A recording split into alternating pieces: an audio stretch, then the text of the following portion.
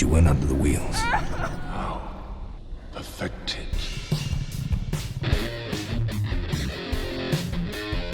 Welcome to Under the Wheels. I'm Matthew.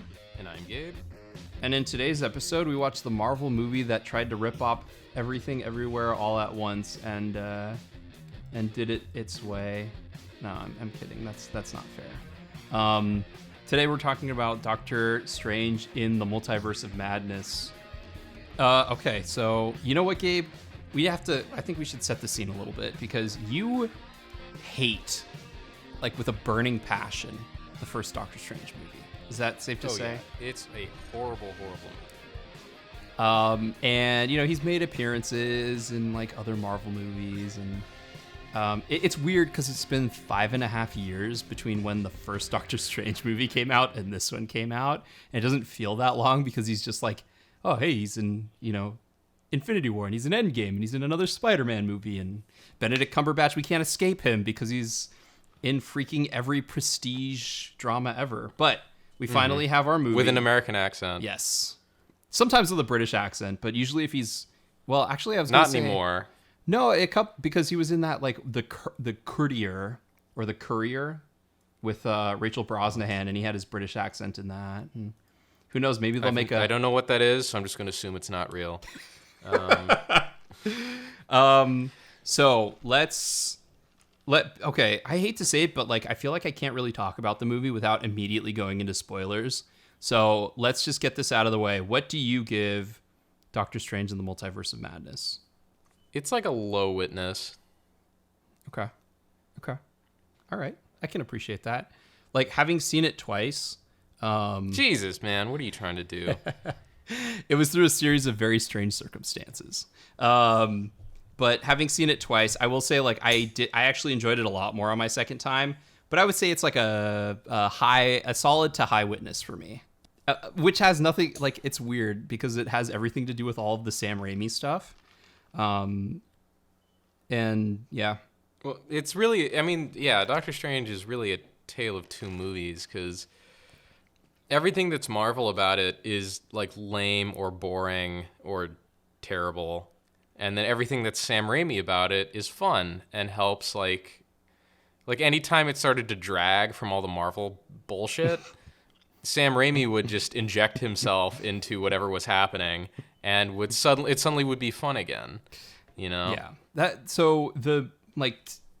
It's also interesting because like the movie starts at like a breakneck pace and then it like slows way down and then like it goes into overdrive at the end of the movie, pacing wise, which I thought was really funny. I actually forgot that the movie starts with them like running in sort of like the weird voodoo land. I can't say that. The weird like, like that weird like what you'd expect. The Book of Vishanti, verse the and like it just like the lands between. Well, because I just assumed. I just assumed that it began, when they're in Yggdrasil. I always just assumed it began when like Doctor Strange was at Christine's wedding and like all sad boy Strange, and I completely forgot about that first action scene where alternate universe Doctor Strange dies. And then I watched it and I was like, oh yeah, this is how it starts. Man, this movie starts with a bang and just like eventually lets up and then kicks it in again. I gotta say, in a movie about the multiverse, not having a universe where Christine is a haunted car is a real missed opportunity. A haunted, what's that damn car he puts in every single one of his movies? The Oldsmobile. I don't know. I don't know what car Stephen King likes. No, Sam Raimi. He always has to get hit by. So the car that Uncle Ben drives is in every single one of Sam Raimi's movies, including Oz the Great and Powerful, somehow. But yeah, he always has that car in. And I spent, like, I went through phases where I was, like, trying to see if I could find the car. And then I was like, no, I'm not gonna be able to find it. So I know that Sam Raimi's a fan of Spider-Man comics, but I also just kind of assumed that he was a fan of Doctor Strange comics, too. Because, like, usually people who are fans of Spider-Man are generally also fans of Doctor Strange. I don't know if that's Is true, it the but Ditko connection? yeah, I think that's my understanding. Even though like I appreciate Doctor Strange because he shares his first name is my middle name, though spelled differently. So like that's the same reason I like Matt Murdock as Daredevil because he has my first name. If only your name was alliterative, then you could be a superhero. I know. Anyway, I'm not gonna dwell on that. I guess my main question, because I have a series of like things that I liked and things I didn't like. And so my main question, just like aside from if you liked it or not, was this a more faithful adaptation of Doctor Strange for you? Kind of. I mean, the Marvel Cinematic Doctor Strange is not a very faithful representation of the character. Just because I'm used to the Ditko version, who's very, just serious, plays everything straight. So, like, having Benedict Cumberbatch play dollar store Tony Stark still doesn't work. Although it's better in this because he's more serious. He's, the first movie he just sounded like he was written by Shane Black, which was unbearable. But it's a little better here. It's definitely used more as like a defense mechanism than it is as like we need to inject a witty one-liner. Yeah. It still feels kind of out of place, but it is what it is. I also thought the magic in the movie was a lot more, had a lot more variety and was more spectacular than in the first one, where it seems to just be only energy shields, energy whips, and inceptioning whatever the environment is. In one scene, yeah. That's like all the magic in the first movie. We can make it all cool if we're in the mirror universe, and they do it in one scene in Spider-Man No Way Home, and it's like, well, guess they did it better in this movie than in Doctor Strange's own movie. I know. So yeah, in this, it's the magic is done a lot more in a much more interesting way. It's a little more faithful, but like not really. The thing with Doctor Strange is that, in the comics, his whole thing is he protects the world from magical threats, and then magical threats are usually coming from other universes or other dimensions. So he's not necessarily hopping around parallel versions of the same universe, but he's always hopping around other dimensions full of weird sights and strange creatures and things like that. Yeah. Like he's never running into other versions of Doctor Strange or anything, but like the creatures and villains he goes up against are not of our world. Right. I was going to say our understanding. Yeah, so like that, that aspect of the story is a little more true to the comics, although, in this they are just hopping around parallel versions of the same universe. Mm-hmm. And they spend a lot of time in like 2 of them. Right. Which is, a little less exciting, but yeah, that was my biggest, like, kind of sad part was like, oh, you can do all of this cool, crazy, unique, like, visual stuff. We're going to go into like, like I Am Legend version of, because, all the plants are growing on everything of the world, and then this other universe that is literally just like a building and like a green screen in a building. Yeah, it's just one build. It's one building and a green screen of Bloodborne. I went back to this haunted house and was like, ooh, haunted house, Sam Raimi? Where's the Necronomicon? Yeah. Well, what's crazy is the whole plot of this movie is basically like a universe-hopping version of Evil Dead. I was gonna say it's all about Evil Dead that everyone kind of wanted. Yeah, it's all about an evil book that possesses someone and turns them into like a psycho zombie monster. And then and then our heroes have to defeat them and destroy the book. I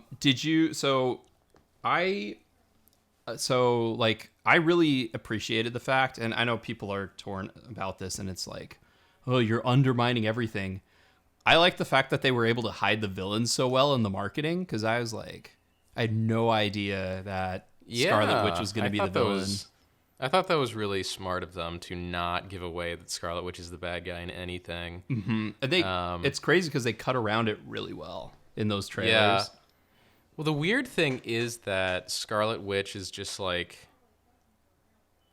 I kind of get her motivation just from context, but they really are just assuming you've seen WandaVision and all this other stuff that I haven't seen. Like, I don't know why she is the way she is. I just sort of accept it because that's how the movie's gone. But yeah, they're just like, she's like, my children. It's like, wait, she has kids? Huh? I don't. You know what? Okay, whatever. That's fine. That's fine. I don't care. You know what my least favorite part of this movie was? Her fucking kids. Oh my god, they're so bad. I hated them. I hated them so much. All the non-adult actors were pretty not good. Are you including America Chavez in there as well? Yeah, I mean, she was better than those kids, but she wasn't. She seemed to be having a rough go of it. I thought she did fine until that tea scene where she's like, the tea is weird, and then like faints really hard into the chair, really awkwardly. I'm like, Sam, buddy, why are you using that take? Bob, why'd you choose that one?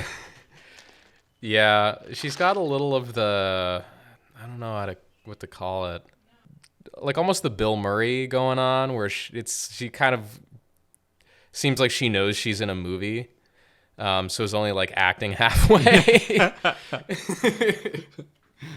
Sam, you failed. No.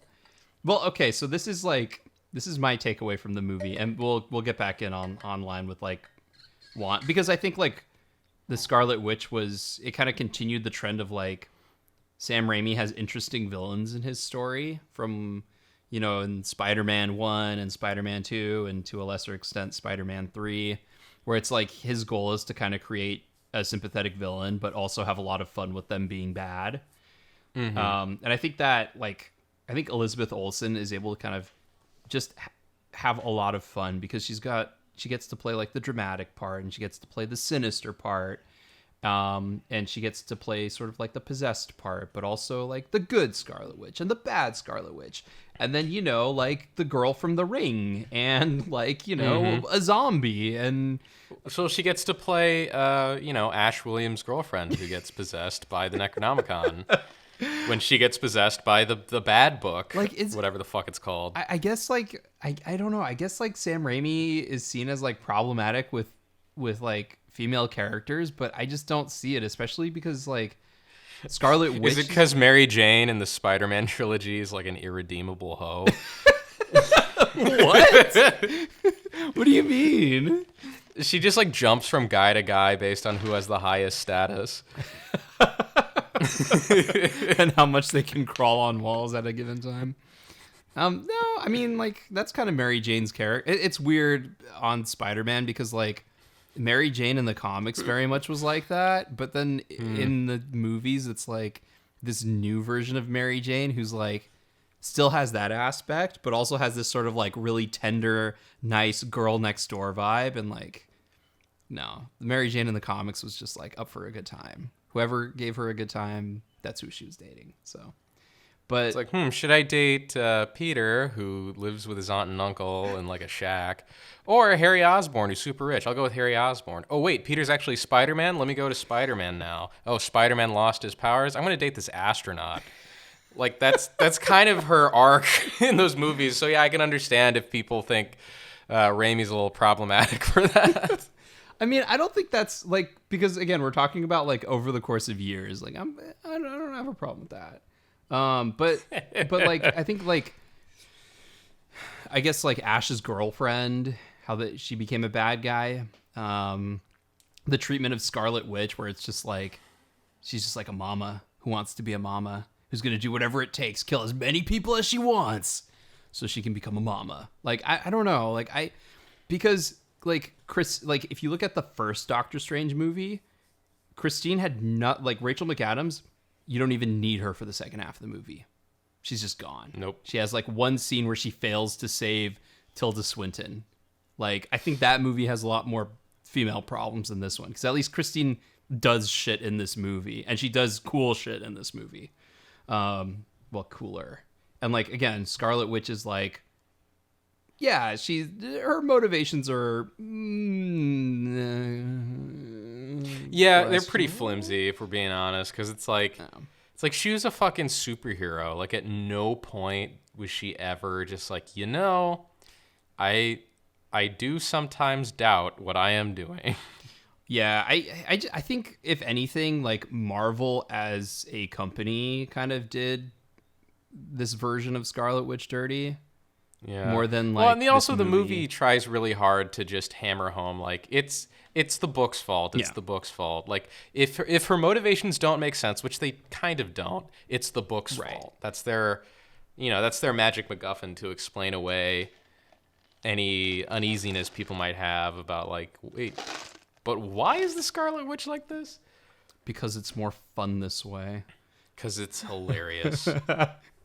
Which, like, again, leads to one of my favorites. Like, it's so funny because one of my favorites, and I know I'm going way out of order, so if we need to, like, start from the beginning and go forward, we can. But the big cameo fest that I'm sure... Because I know I nerded out a little bit during that time. Oh, dude. Wait, hold on. Let me summarize the movie up until that point. Okay, all right. Before we just get into how stupid this movie becomes. You thought that was stupid? Okay. No, anyway, let's get it. Yeah. So Doctor Strange is he's not happy. He doesn't have little Christine, Lord Fauntleroy. Yeah, he does. Christine doesn't like him too much. No, she doesn't. And then he finds this girl, America Chavez, who can punch holes to travel between parallel universes, and there's something chasing after her. And he's like, "Okay, kid, I'll help you." Mm-hmm. And it turns out the thing that's chasing her is Wanda, aka the Scarlet Witch, because her imaginary children from that one sitcom don't exist, and she's really upset about that. So now she wants to use America Chavez's multiverse jumping powers to find a universe where she has kids and kill herself in that universe and raise them. Which sounds ridiculous because it is ridiculous. And she does it with the help of the Necronomicon from the Evil Dead. So she destroys Kathmandu or whatever the castle is that Doctor Strange's wizard friends live in. And Doctor Strange and America Chavez escape into another universe where everything is like somewhat utopian, I guess. I don't know. It looks like a weird render of like The Last of Us, but with a bunch of people. Like it's not zombies, they're people. It's Tomorrowland, man. Agrofuture. Okay, whatever that is. They run into Bruce Campbell, who fights his own hand in the only cameo worth mentioning.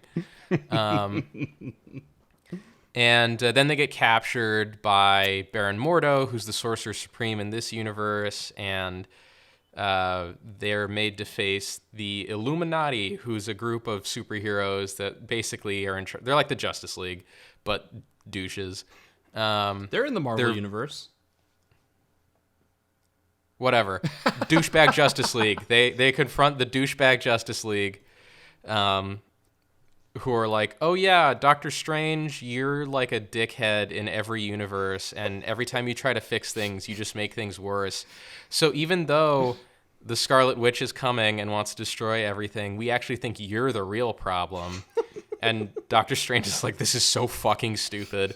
And then Scarlet Witch shows up in that universe, kills the entire douchebag Justice League, and Doctor Strange escapes with the girl and the alternate universe version of Christine. And they all like join forces to save the day in a very silly and campy way, which is actually the best part of the movie. Yeah, 100%. My favorite part is the end.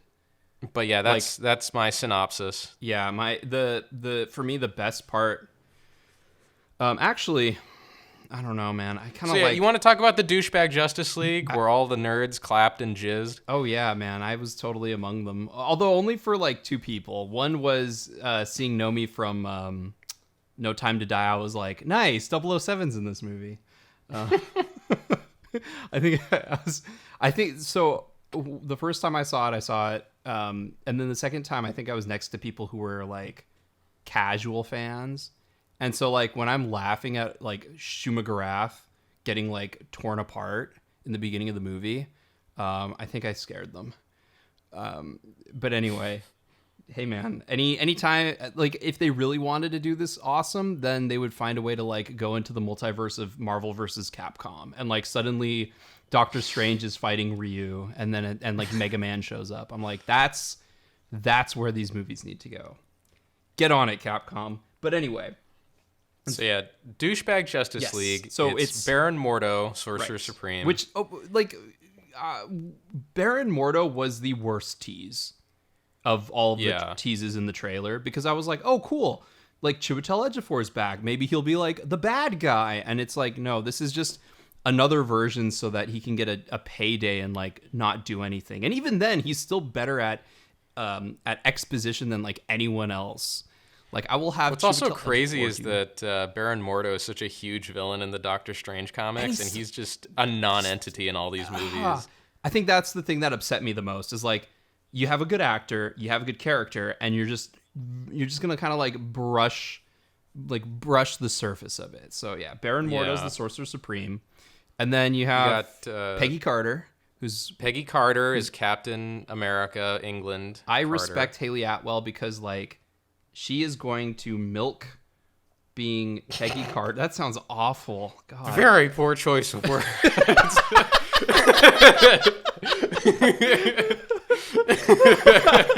but it's true. Like I did appreciate seeing her because I was like, oh yay, she's back. Like I like seeing her. So yeah, Peggy Carter as Captain Carter, not Captain Britain, which hopefully we'll get Charlie Hunnam to play Captain Britain. Oh you got God. Captain Marvel, who is Lashana Nomi Lynch. Bond, right? Lashana Lynch, 007. Mm-hmm. And you got Reed Richards, who's Jim from The Office. Jim from The Office, or Jack Ryan. I can't remember his name. John Krasinski. He's Jim from The Office. In spite of all his attempts to be serious, he'll always be Jim from The Office. John Krasinski. The only reason they cast John Krasinski in that is because like. His ears look like they're going to expand at an exponential rate. They're like, it'll tease everyone to thinking his body can. Anyway, sorry. But yeah, like, so. Oh, you forgot. One of the most contemptible parts of this movie. Well, you forgot about Anson Mount as Black Bolt. He's back. Yeah, no one even remembers him. He was the best. I loved Black Bolt. Well, Black Bolt's great in the comics, but. Not in this or any other media. in the show. Well, it's the same actor from the Inhumans show that was canceled after one episode. Yeah, and like they give him like why did they give him that costume in this? Like it looks so bad. Like Anson Mount looks intimidating, and then you put on like a goofy looking costume and give him like this really cocksure grin, and it's just like so bad. But so anyway, yes, and then John Krasinski. John Krasinski shows up as Reed Richards, and there's literally like a pause for applause, like, "Hey fans, aren't you happy?" Yeah, well, it's like how when you watch some shitty sitcom like The Big Bang Theory, after every joke there's a pause for the laugh track. Like there's literally a pause for the clapping when they show fucking John Krasinski as Reed Richards, and when that happened in the theater, the entire theater went like, "Ooh!" And I'm just like, dude, it's so stupid. See, this serves no purpose other than to get people to go, I know what that is. Okay. Okay. So then it gets worse. Then it gets yes, worse. It does. Because then they wheel out literally Charles Xavier, Patrick Stewart, and his entrance and applause break is 10 times as long as the one for John Krasinski. Hey man. Hey, yellow wheelchair. X-Men 90s cartoon theme. Just let me have it, okay? No, fuck that. If you want to watch the 90s X-Men cartoon, go watch that. Don't shove it in a movie. Look, I get where you're coming from, and yeah, I know. Because, I mean, I was half-heartedly cheering. I liked seeing Peggy Carter, because, again, we've already gone over that. And Lashana Lynch was fun, and, like, Baron Mordo's great. But yeah, I was not buying John Krasinski in his literally 5-minute cameo where all he does is read lines and spoilers. die in a pretty fantastic way. Again, no pun intended. So yes. the douchebag Justice League all gets murdered pretty spectacularly by Scarlet Witch as soon as they're introduced. Did you catch I liked. I have no mouth and I must scream reference? Yep. That was okay. So when that happened, and it's like, you don't want Black Bolt to whisper on you, and he grins and is like, how can he do it without a mouth? And he cuts back to him and he like yells. First off, I'm like, why is he yelling? But I also appreciated it because I was like, hey, he has no mouth. I have no mouth and I must scream. And then he screams, and then his brain explodes. And I was like, yep. I was like, all right, I am here for this. And then John Krasinski becomes like confetti. He gets torn to ribbons. Oh my God, it was so amazing. I was the only person laughing and cheering at that part. I thought it was great because it's like, here's all your stupid cameo crap. You clap like seals, now we kill them all. I know. Oh my God. And like, yes, like as much fun as I liked seeing Peggy Carter, when she gets torn in half with her shield, I was like, damn. Like I appreciated that the movie went as far as it went when it went there. Like especially with the Professor X stuff, like he goes into her mind and I was like, oh, nice. This is like, yay. This is what we all wanted to see. Professor X doing, the things. And oh, she's collapsed. Like in her dreams, like the regular Scarlet Witch is, collapsed in, and it's kind of like a callback to her origin. And then Scarlet Witch shows up and she looks like a Sam Raimi demon and breaks his neck. And I was like, oh, shows up in a cloud of red smoke looking like a Sam Raimi demon. So awesome. Like I want to go frame by frame just to see like, she had to go through like a full morning of makeup for literally like a 12 frame shot. It's just brilliant. Love it. Oh, so good. So yeah, that them all dying horrifically definitely kind of it helped lighten the mood from this like dirge of shitty cameos. Yeah. Shitty purposeless cameos. I like, and it's kind of, I think the once cameos all that were happens, fine. then is when the movie starts to get good. Yeah, it is, because that's when it goes full like, well, I don't know, because even when when she's first like killing everyone in Comertage, that's when it starts to like have those Raimi feels with like the really quick camera work and like all of the fun Dutch angles and some of the weird imagery. But after that scene is where it goes full. It's like full tilt Raimi chaos. Yeah, no, that's what I mean. I stand by what it said. What I said. Yeah. After that is when the movie gets good. It's just hard for me to like. I agree that that's where it gets kicked up a notch, but I kind of came in on a level of like, all right, I appreciate this, and the scene where they're going through the different multiverses, like I was like, oh, okay, that's fun. But yeah, that's like. If you're game for watching Black Bolt blow his brain out, then the rest of the movie you're gonna be like having a really good time. Yep. It's like Spider-Man No Way Home. The second half of the movie is just so much better than the rest of it. I know. Well, so yeah, once Scarlet Witch kills the douchebag Justice League, yes. She hunts our heroes through a series of tunnels in a very Sam Raimi horror-ish style. And then she's able to eventually get a hold of America Chavez and capture her.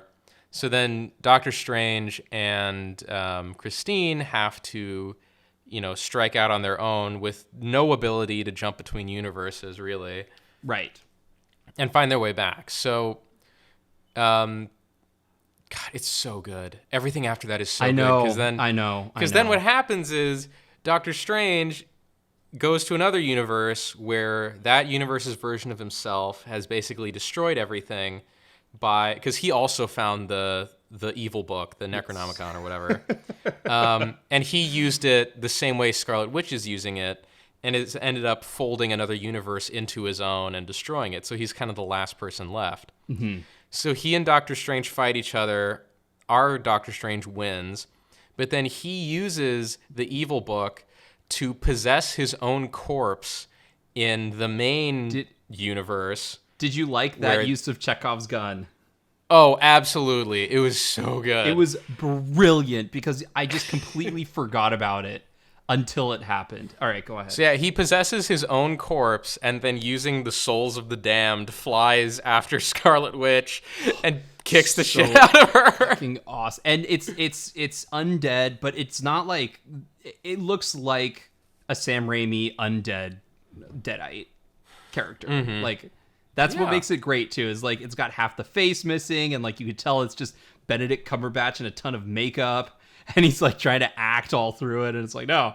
And it's just, and he like moves all weird and herky-jerky because he's a stiff, dead body. I feel like it must have been so much fun to film this movie. Like, it just... I think it must have been so much fun to film parts of this movie.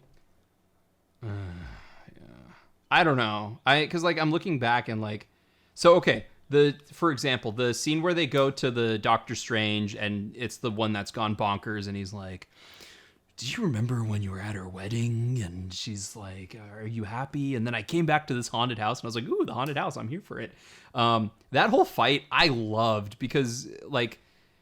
Oh yeah, they fight with music notes. Right? And it's like, it's clever and it's fun and it's different and it's creative. And like, that's... I wouldn't call it clever. I would say more silly and stupid, but it is also very fun and creative. Well, I mean... Yeah, it's it's like Sam Raimi was watching Warner Brothers cartoons at the time. He's like, ooh, I can do this. But like it's fun and it's weird. And then after, like immediately after he kills him in like a really like gruesome, well, it's not that gruesome, but like some people thought it was gruesome when he gets launched out of the window and gets impaled on the spikes. I was like, yeah, dude. And then the third eye opens. I was like, all right. Oh yeah, I liked the third eye because that's a thing from the comics. Okay. So like the Eye of Agamotto, which in the movies it's just the time stone for some reason. Well, it was, but in this he's still wearing the Eye of Agamotto and there's no time stone in it. So it's useless. Well, it's not necessarily useless, but it's also not the original one from the movie. So I was like, oh, maybe that's a retcon Gabe can get behind. Apparently not. Well, no, because he never uses it for anything. No, he only uses it to make sure that his cloak stays in place because it's the eye between the two wings. But yeah, in the comics, it's just a magic medallion. It's not related to the Infinity Stones or anything. Right. And it also gives him like a third eye, which allows him to, like see into other universes and like look through walls or, dispel illusions and things like that. And read people's minds. So I'm glad he got the third eye. And although the third eye in this is a lot freakier looking than the third eye, that Steve Ditko was drawing.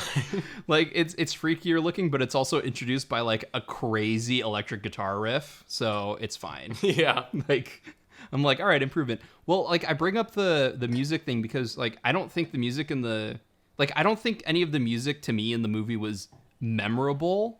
But I thought it was impactful. Like, I wish I could remember specific themes aside from like, oh, Scarlet Witch has a music box theme here.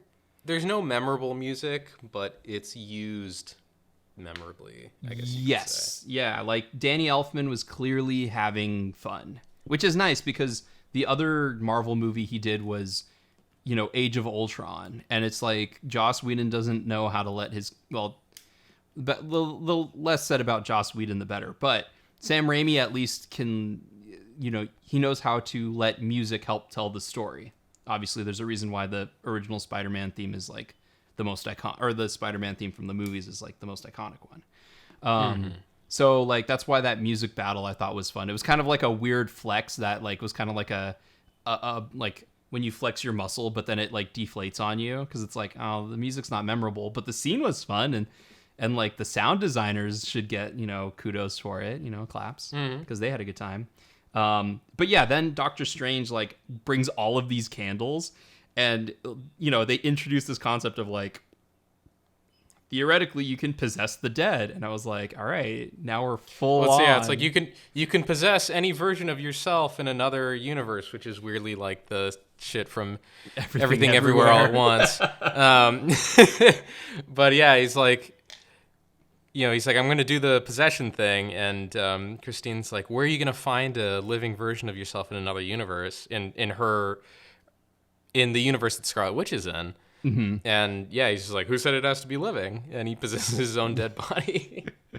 And it's done in this way that it's like, it's got all of these candles and it's like super like macabre and occult. And I was like, yeah, awesome. I love it. I'm here for it. And I'm so glad it was here. And then like the other thing is like to build even more tension. They're like, yeah, I can do this, but we have this problem because then the souls of the damned will start to attend. And it's like, okay, I know.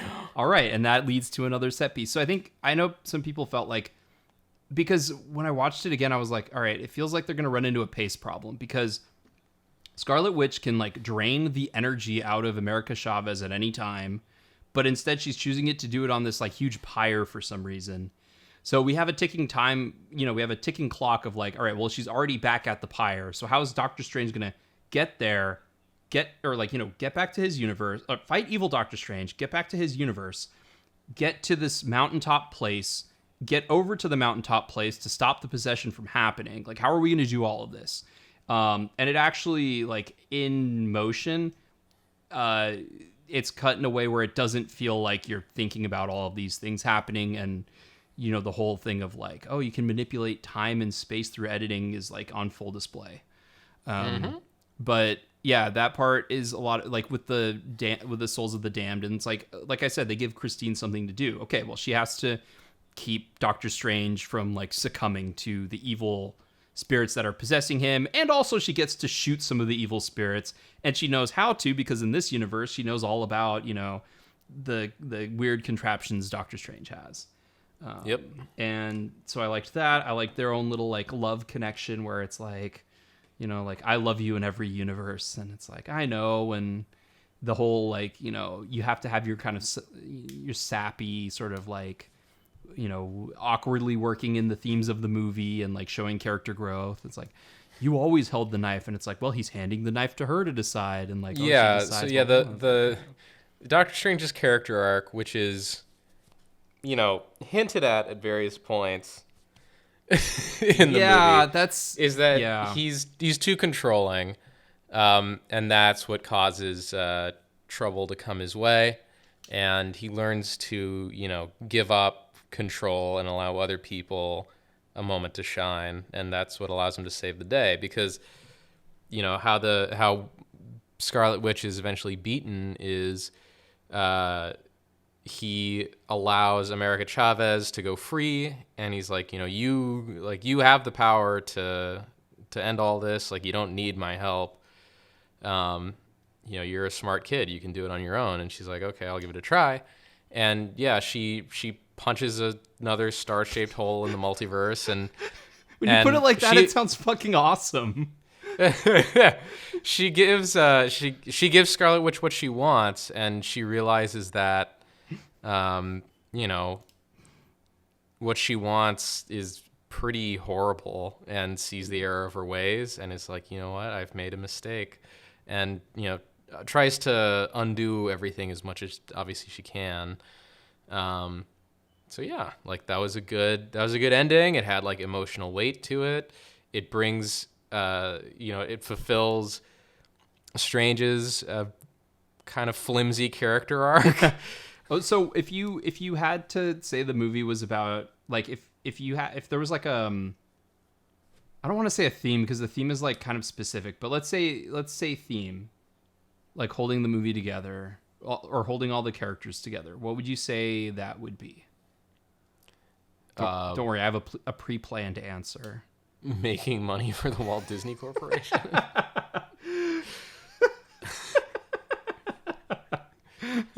Pretty sure that's the theme of every Marvel movie, Matthew. Kevin Feige just like sitting on a giant pile of Scrooge McDuck's money. Like themes are for book reports. D.B. Weiss and David Benioff. I think one of the things that they should have kind of pushed forward. Well, I say pushed forward, but like honestly, I feel like Sam Raimi did what he did on this movie because he just did not care about the script at all. He's just like, these are moments to get me from point A to point B and have fun doing it. And like, that's what I feel like the movie is. But if if you had to look for something that could connect all the characters, it would be this idea of fear and how people deal with fear. Because like Wanda's big. Wait, is this a Christopher Nolan Batman movie? It's about fear. Oh my god, dude! I want to watch Batman Begins again. I want to watch the better movie about fear. But like at a very like surface or kind of like very low level, everyone's afraid of something. Like Strange is afraid to commit to Christine. America Chavez is afraid to open up those portals in case she sucks her parents in again.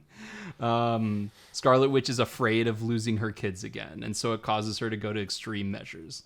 So, like, I think if I had to I think say... Scarlet Witch is afraid of being alone. And I would say that America's afraid of herself. So loneliness. I think loneliness is another good one, because, like... Yeah. Everyone wants to kill America Chavez. Well, no, I mean, All she America's wants are afraid of pizza. herself because she doesn't trust herself to use her powers. Right. I mean, she can't be afraid of killing her parents again because she already did it. Killing her loved ones or having her loved ones kill her. I'm sorry, it's the only way. Well, here's the other thing. It's like a paradox thing, right? Because it's like she's like Doctor Strange in every universe. The only solution you can find, and I guess this is why this Doctor Strange is better than all of the other ones, but the only solution you can find is to literally kill me and take my powers. So then when the time comes and he's like, there's only one way, and Christine's like, oh no, he's gonna freaking kill her. And then he's like, the only way to do it is for you to do it. And I like the idea of like, you know how to control it because everything you've done has led you to this moment. And I'm like, oh, that's a sweet sentiment. Like, Yeah. Well, it's sweet. also like, I think it's also a callback to Infinity War where he bafflingly gives Thanos the time stone and is just like, it's the only way. Well, it's like, really? I know. That was the only way? So I think the other realities, like the one with the stupid Justice League, whatever you're calling it, the moronic, the douchebag Justice League, the douchebag Avengers. That reality, I think, is the one where he doesn't give the time stone away, and they kill Thanos, and it doesn't matter because half the population is gone. Is my assumption, because that's the only way to explain why there's like so much nature growing on all the buildings. So if you, I thought it was to show that it's like a utopian world. The only utopian world is the one where Doctor Strange is dead. Kind of makes you wonder. No, I thought it had to do with, because they were saying how like he had killed trillions of people. So I figured that Thanos had won. Well, across the universe. I don't know that song from the Beatles. I was going to try and tie it into the Julie Taymor film, but no. Yeah, I guess you're right. The thing that always bugged me is they were like, oh yeah, but the resources are replenishing. And I'm like, you guys know that if half the population were alive, we'd still run through all of the resources at probably the same speed. What's crazy is he didn't just double the resources. He says reality can be whatever I want and then doesn't double the resources. Like, what? Okay, I just got to comment on this. Like, one of the most annoying things about Infinity War is all of Thanos' dialogue is written to repeat whatever stone he's currently on. So, like, when he has the reality stone, he uses the word reality like 50 times in the span of 10 minutes. Or that, like, when he gets the time stone, he uses the word time 50 times in the span of 10 minutes. And, it just keeps doing that over and over. He's Mr. Freeze from Batman and annoying. Robin. Huh? He's Mr. Freeze from Batman and Robin. Just Yeah, with time. he's like... Oh, I guess you thought you had enough power for me, huh? But I'm going to overpower you. This isn't working, guys. Well, the reality one definitely sticks in my craw because I just remember him getting the reality stone and being like, reality can be whatever I want. Reality is often disappointing. Reality, you need to face reality. And it's like, I hope whoever wrote this got a huge paycheck and then spent it all on hard drugs that fried their nervous system where they can't write again. Because like it was so bad. I'm looking at all of these. Okay, so the Mind Stone, it's like he gets the Mind Stone. He's like, oh, better mind your own business now, guys. looks around. Hey. So what Infinity War, what I didn't even Thanos in realize Infinity that. War reminds Holy me of shit. Yeah, is there's an episode of The Grim Adventures of Billy and Mandy where one of Grimm's arch nemeses gets a hold of his scythe and is going to chop his head off. But he makes this long, drawn-out process where every line of dialogue he gives to Grimm is like a decapitation pun for the whole episode. And like that's what Infinity War is. It's like the bad guy has the super device and can only speak in puns about that device and what he's going to do with it. Gabe, why are you trying to take the fun comic book stuff out of comic book movies? Marvel Cinematic Universe is trying to do that enough as it is. Let us have our vestiges of corny comic book shit. I don't think that this qualifies as corny comic book shit. I know. I would rather the movies be more like, the Steve Ditko comics. I know. Because those are weird and fun, and they don't take themselves seriously at all. But with this, it's like this weird, like, fake drama of, like, we have to lend some gravitas to our purple alien. What are we going to have him say? Hashtag Thanos was right, guys. That's the thing I hate the most. We need every line of dialogue that he says to be memeable. What are we going to do? So, yeah. God. Anyway, that was my little complaint about Infinity War. That's fine. It makes sense why you jumped ship after Infinity War, which I actually like. Peter Dinklage being in Infinity War as a giant dwarf aside was pretty funny. Yeah. That and all the annoying Avengers dying were the two best parts of that movie. Yeah, I haven't gone back to I'll go back to Endgame, I'm sure, because they have that scene with Ronan, but like Infinity War is just like I just don't care. Like, let me cut together all of the Thor stuff, and that's it. The rest of it, I don't care. I don't care about Iron Man. Some of the Doctor Strange stuff is fun, just because his accent is, his accent. But Peter, little Lord Fauntleroy. Christine, are you happy? Of course I'm happy. Why wouldn't I be happy? I don't know. Strange, your voice is kind of weird. I actually liked him as like evil Spock Strange the best. Like when he's like all devious and like has the third eye. Like that was We don't talk about that, do we? Our sister. The best time he was Doctor Strange was when he was in the demon. Because you didn't have to deal with this wonky enunciation on words. No, that's just it. Like, it's weird to be like, yeah, I had fun in this movie that has like these really graphic, horrific deaths of some of the characters that I like. Well, you know what movie's really fun? Evil Dead 2. Like, it's fun for the exact same reasons that this is fun. It's just, like, Evil Dead 2 has more fun per square inch than this movie does because this movie's longer and they have to fill it with other things because it's part of the Marvel business model. But, like, everything that's good about Evil Dead 2 is what's good about this. Yeah. That's the other thing is, like, the script is kind of whatever, and Sam Raimi just kind of elevates the whatever in the script. Like, it just feels like, I think a lot of talk has been about how like, it went through two different directors, which is good because like Scott Derrickson is kind of, I hope he doesn't come after me for this. He doesn't listen to this shit anyway. But like his version of Doctor Strange, you are not a Scott Derrickson enjoyer. Yeah, because I'm gonna go and watch that movie he has coming out instead of doing Doctor Strange 2. But like whatever he was gonna do with the second Doctor Strange movie probably wasn't nearly as fun. And like at least Sam Raimi knows how to make a fun movie, if not necessarily a good movie, it's fine. That's not bad.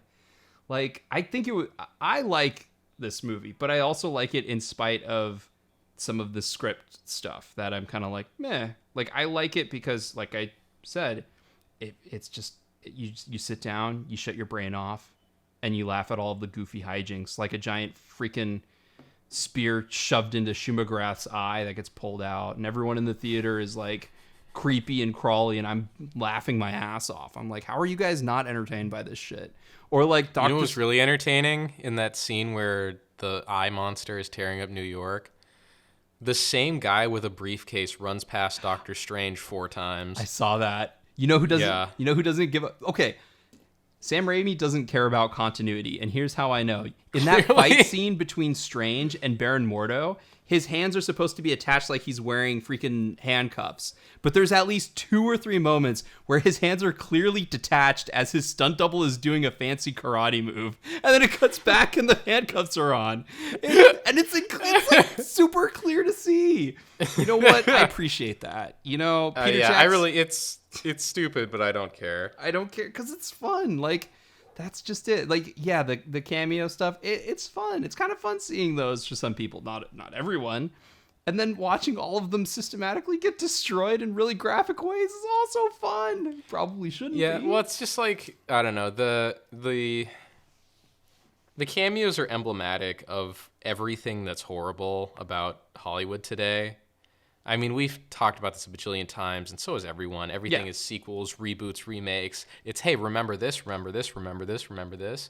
You know what this thing is. Pat yourself on the back because you know what this thing is. And that whole movies are made purely on that premise alone. Mm-hmm.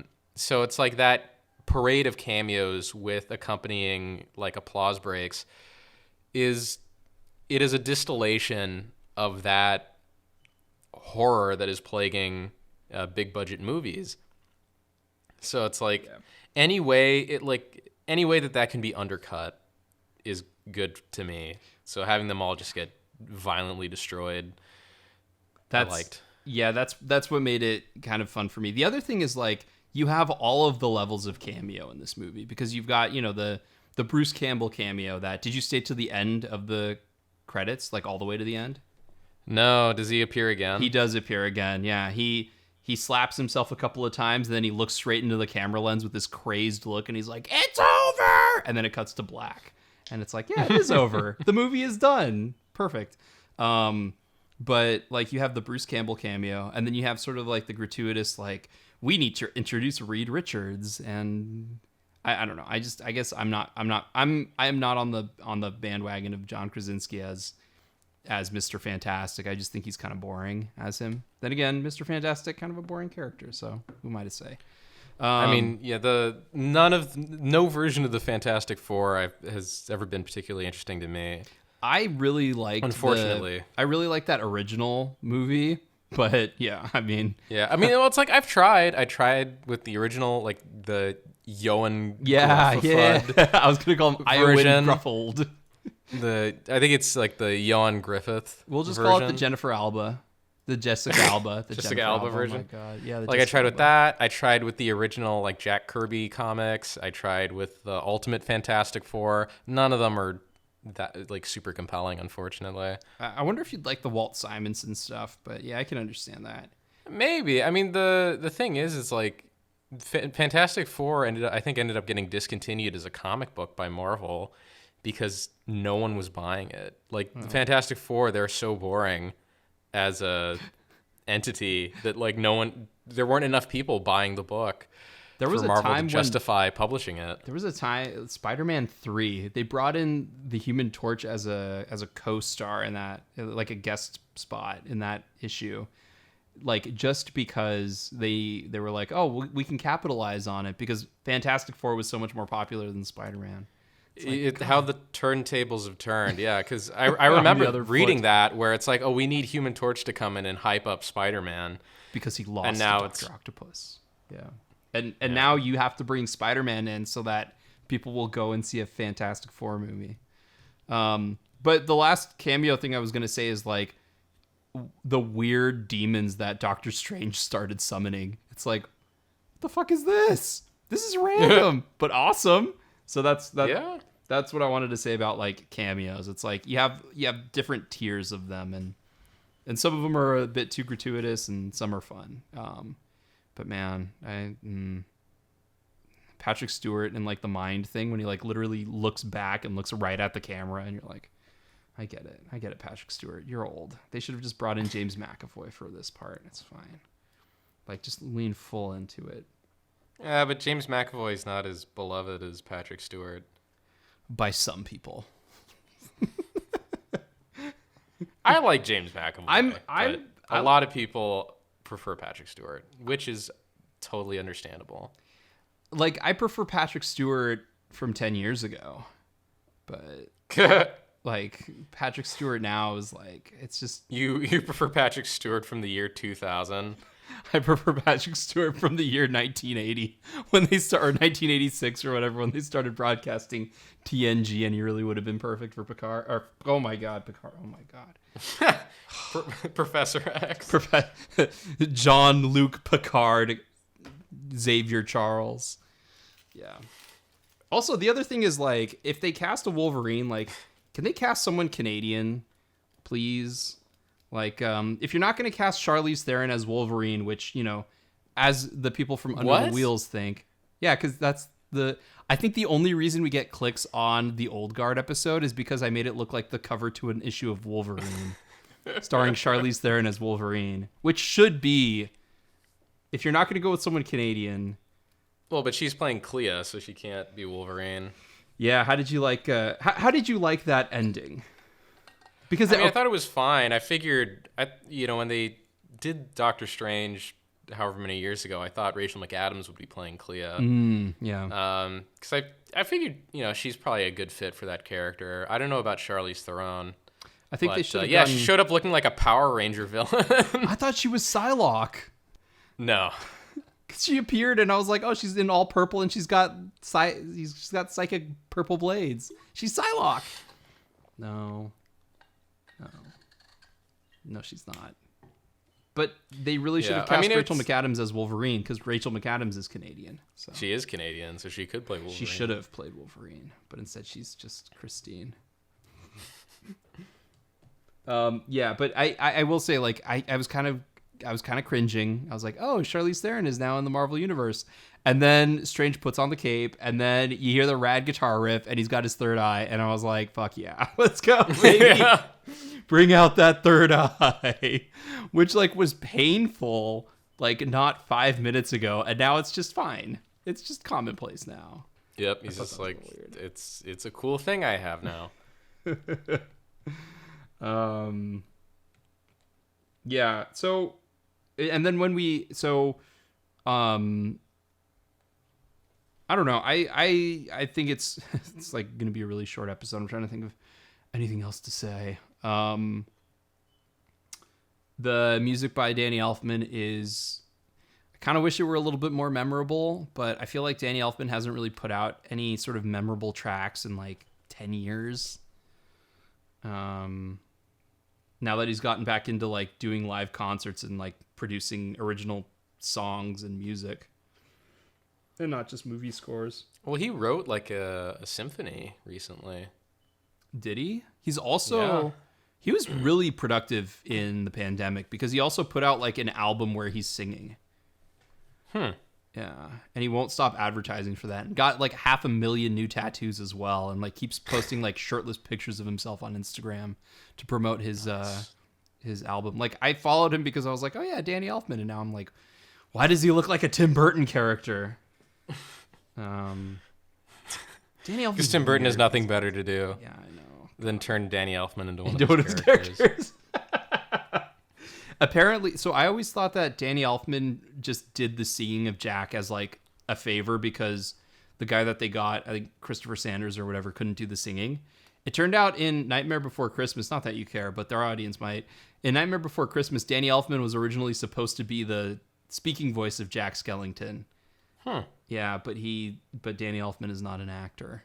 And so then they brought in the guy who plays as the prince from Princess Bride to be the Prince Humperdinck is the voice of Jack Skellington. So, yeah. Who else? America Chavez. She was fine. Someone was like, oh yeah, it's America Chavez, the MacGuffin of the show. I know. Like she didn't have much to do. Hey guys, you want diversity? How about we add a person of color as a MacGuffin?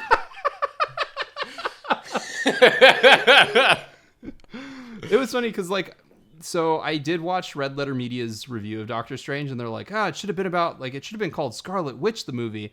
And you know what? Like, I'm okay with movies where the main character is just kind of like a bland sack of apples that you get to experience what the goings-ons are. Like, does that make sense? Like, it's okay for Scarlet Witch to be the more interesting character, and for Doctor Strange to just be there to do weird shit. Like, that is a fine place to be. Not every story has to have Doctor Strange coming to a new realization about how he's an asshole. I mean, well, yeah, exactly. Which is, I mean, also every Iron Man movie. Yeah. But yeah, I mean, the movie works fine as it is because, you know, everyone else is the interesting problem. He's just there to solve it all. Yeah, he's the Indiana Jones, where it's just like there's all these problems and Indiana Jones has to solve them. And he's Benoit Blanc. You know, as colorful and interesting as he is, everyone else is a lot more interesting than he is, and he's just there to solve the mystery. He's interesting on a surface level and fun to hang out with, but all of these other characters are what brings the color to it. Yeah, he's a fun vehicle to experience everything else through. Yeah, exactly. And like, I feel like I feel like there's been so much of this sort of idea in screenwriting that you're not supposed to have that. And I think that it's good to have that sometimes. Not every movie, but I was going to say, don't tell biopic writers that. Because that's all they do. It's like, oh, well, we're going to make a biopic. Okay, so the main character is going to be a boring audience surrogate, and they're going to watch the interesting person that this movie is actually about from far away. But we're going to give him a drinking problem and potentially make him racist. And they're a writer. That's my thing. Always. I remember. It's like oh god. My Week with Marilyn is just like the worst. Yeah, it's like My Week with Marilyn. It's like, oh, let's, instead of a Marilyn Monroe biopic, let's make a movie about this guy who met Marilyn one time. Who spent a week with her and couldn't stop fantasizing about how things could have gone. Like, I know. You know what's really interesting? Seriously? When nothing happens. But just holding on Eddie Redmayne with his, like, swollen lips, staring at Please, nothing. a glass of water.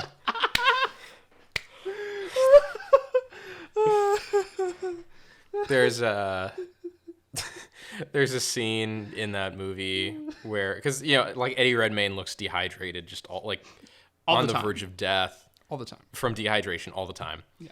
And there's a scene where he walks in on Michelle Williams getting out of the shower or the bath.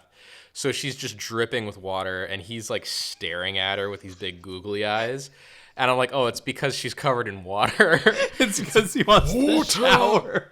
Yeah.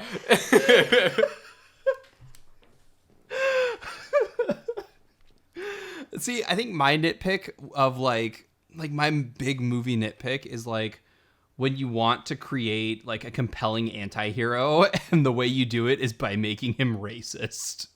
He's a racist with a heart of gold. How can you have a heart of gold if you're racist?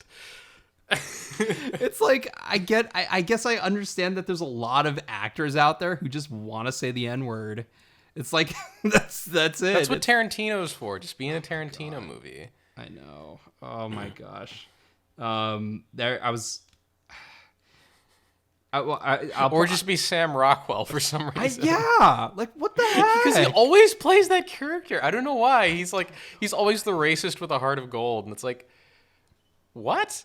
Oh my god. Why is this? A, why is this a character type? B, why is Sam Rockwell always playing this character Why are you doing this, Sam Rockwell? This is not good. This is not a good habit to have. It was the same with it's the same with Tim Roth. He does the same thing because, like, yeah, he says that he drops the N-word all the time in Tarantino stuff, and then go and watch freaking Selma, like, where he gets to play racist senator. Like, jeez, come on, man. Like, I guess I appreciate that, like, oh, you're being brave by saying something that's taboo, but at the same time, it's also like, can we stop with this? It's like Tropic Thunder and, like, never go full retard. Like, guys, Never go full racist. Let's just stop. Yeah, Tim Roth he's a real gamer.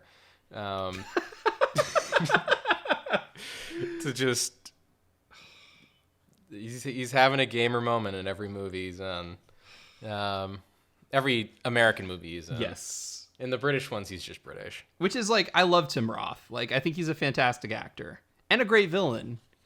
But come on, man. Come on. Like, shorthand does not have to be saying the N-word. Like, we get it. You can be bad in other ways. We don't need this anymore. Correction, shorthand shouldn't be white people saying the N-word. Let's get that clear. Like, yeah. Anyway, well, I was reading To Kill a Mockingbird out loud, and I was just like, man. I can't. Yeah, there's some lines I'm just not comfortable, clearly. But that's not to say that you should be uncomfortable while watching Doctor Strange in the Multiverse of Madness, which we recommend you see. Me more than Dude, with Gabe. To Kill a Mockingbird, the best in high school was like when we had to read that out loud. And there were like, there's some kids who just like couldn't get through their portion because they didn't know what to do. And then there were other kids who were like way too excited. Oh yeah. Ooh, to I get read to certain say this word? lines. Yeah, They're like, all right. Have you had to read Huck Finn yet? Where that's the only black character's like first name. I know. I was talking to someone about it. This older guy about Huck Finn, and this is probably stuff we should save to the aftermath. But and he was like, the importance of it is Huck Finn realizing that like that kind of language is bad, and that black people are people just like us. And I'm like nodding along with him, and I'm like, that is a nice that's a very nice like moral of the story. It'd be nicer if his name wasn't Enter Jim. Yeah, if he wasn't Gamer Jim the whole freaking book. Like, that's the other thing is like, but at the same time, like, I don't want censored versions of these things to go out. I think well, yeah, because context is important. Yeah, and like, hey, not only is context important, but it's also nice to see like, and I guess this goes to context is important, but like how far we've come.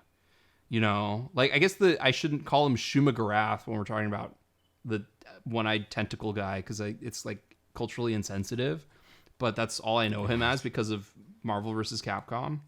But like, like it is important because a lot of people have issues like, oh yeah, you can't do this anymore. You can't make a movie like that anymore. And it's like, you know what? It might not be a bad thing that you can't make a movie where like the Chinese guy is played by Mickey Rooney. Like, maybe that's a good thing.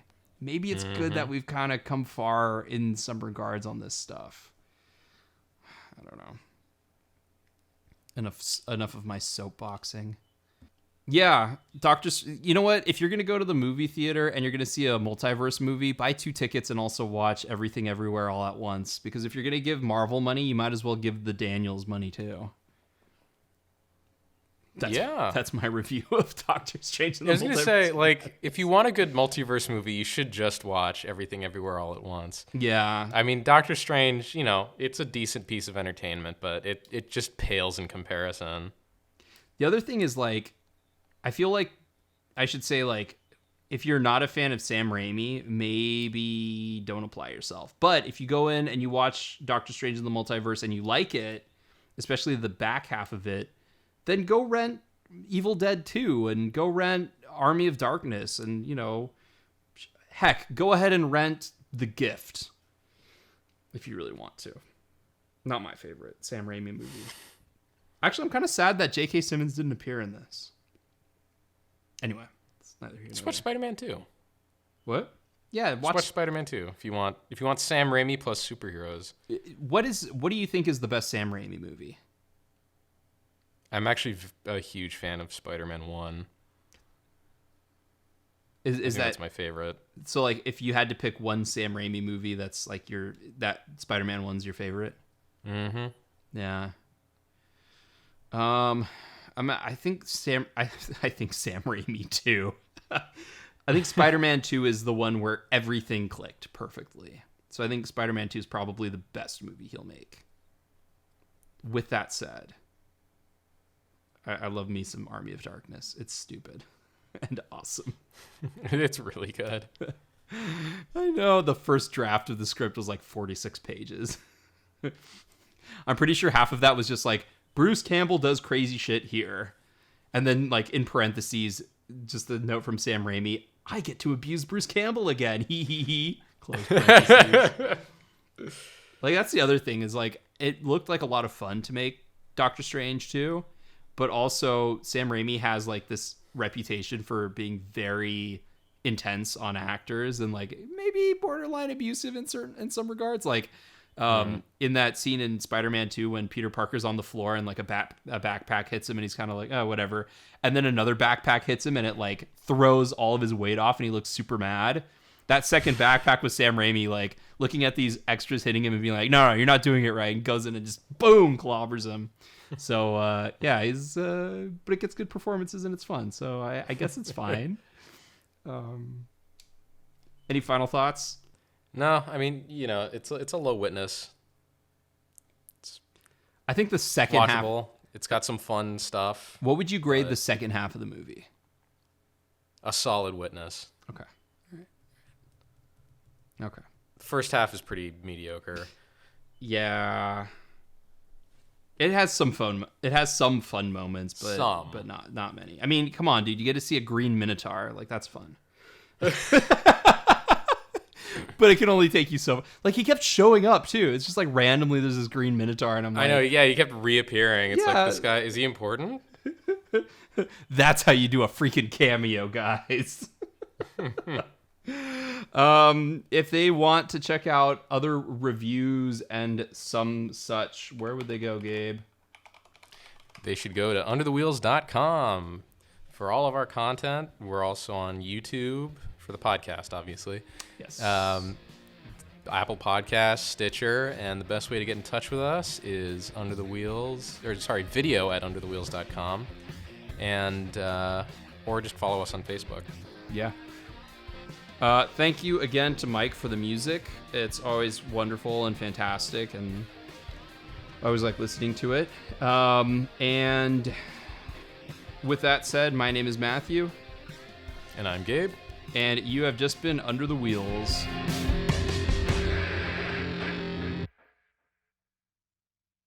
What trailers did you see? I saw some horrible ones. Ooh, I saw Avatar 2. Yeah, Avatar 2. Are you ready? Are you ready for the return of freaking Sam Worthington? Oh my god. The Sam Worthington comeback? He never went anywhere, man. I watched Manhunt Unabomber, okay? He never went anywhere. He's always been the same level of shitty act. No, I'm just kidding. The funny thing about Avatar 2 is like everyone I know has the exact same reaction. I'm not excited, but I'm interested to see what's going to happen, so I'll probably see it. So I think it's going to do decent, but I don't think it's going to do amazingly well. Yeah. I'm not interested in it at all. I have like every time I see anything Avatar, I'm like, I kind of want to pop Avatar back in, like the extended cut, because it's just such like a comfortable textbook of like, this is how you write character motivation in a very like, like by the numbers way. This is how you, create, the planting and payoff. This is how you do a 3-act structure. This is how you do character development. It's like, it's just so basic and like by the numbers, but also to see how far the technology is advanced, because like they showed the new, obviously it's new rigs, new animation, new textures and everything. Looks exactly the same. I know. So I kind of want to go back in and like see how it changed. Lightyear. I saw the trailer for Lightyear. Oh yeah, that looks awful. You know what? All Pixar trailers look awful. I've never seen a single Pixar trailer where I'm like, I want to see that movie. Maybe. And then he also doesn't watch his own movies, so like, Jimmy Fallon asked him, he's like, so Johnny, how good is the next Pirates of the Caribbean? And Johnny just kind of grumbles like, I'm sure it's fine. And then Jimmy Fallon just laughs his head off. I mean, that's how I'd prefer to be. Like, shit, like, yeah, I don't want to see myself on camera. Fuck. It takes a lot of balls to, like, if you're an actor, to watch yourself on camera and, like, scrutinize your performance. Yeah, I would say for some people. For other people, like, they thrive on it. Like, I think Ben Affleck enjoys it. He enjoys looking at himself like, oh, yeah, I fucking nailed that line. Oh yeah, my chin is looking extra ass-like today. Oh yeah, you can't see my gut there. Oh, my arms are especially stubby. I think he's one of the guys who likes to be in the room. I think like Robert Redford probably also does. Oh yeah, for sure. He's like, oh yeah, I performed that just as generically charming as I did the last scene. All well, right, very good. Did Redford direct All Is Lost? No, he did not. Okay. No, that was. I was gonna say if he did, that's like the ultimate ego trip. Like he's sitting there in a room with an editor, just watching hours and hours of footage of only him and a boat and nothing else. Like, yeah, let's use this cut. I look really good in it. I'm just like he locks the editor out of the room with his pants. Like the pants are on the door. All right, just around his ankles. He's like waddling around. You see if you got to pull him back up. Finished.